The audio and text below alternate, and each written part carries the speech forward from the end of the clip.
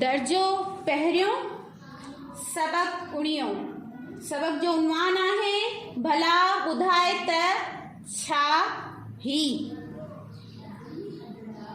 पर अथस पर पोपट नाहे, उभ में उॾरे पखी बि नाहे। भला ॿुधायो त इहो छाहे।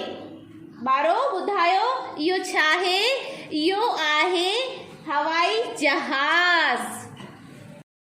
ॿियो नंबर आहे ख़बरूं चारूं रोज़ ॿुधाए, मिठड़ा मिठड़ा गीत सुणाए। भला ॿुधायो त उहो छाहे। ॿारो ॿुधायो उहो छाहे। उहो आहे रेडियो। टियों आहे खेल पसाए दिलि विंदराए, ॼण त को घर जो भाती आहे। भला ॿुधायो त उहो छाहे।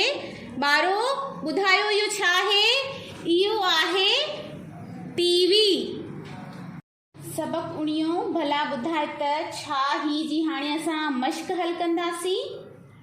हर हिकु तस्वीर ते प्रोलीअ जो नंबर लिखो। त ॿारो असां जीअं त प्रोली पढ़ी हुई, ही कहिड़ी प्रोली हुई जंहिंमें टीवी जे बारे में ॿुधायो वियो हो। ही टियों नंबर प्रोली हुई। तव्हां हिन ते टियों नंबर लिखंदा। ऐं ही ॿुधायो त कहिड़ी प्रोली में असां पढ़ियो हो। इहा हुई पहिरियों नंबर प्रोली में असां हवाई जहाज़ जे बारे में पढ़ियो हो। ऐं ही प्रोली कहिड़ी हुई जंहिंमें असां रेडियो जे बारे में पढ़ियो हो। इहा हुई ॿियों नंबर प्रोली। अहिड़े तरीक़े सां तव्हां पंहिंजे किताब में ही मश्क हल करियो।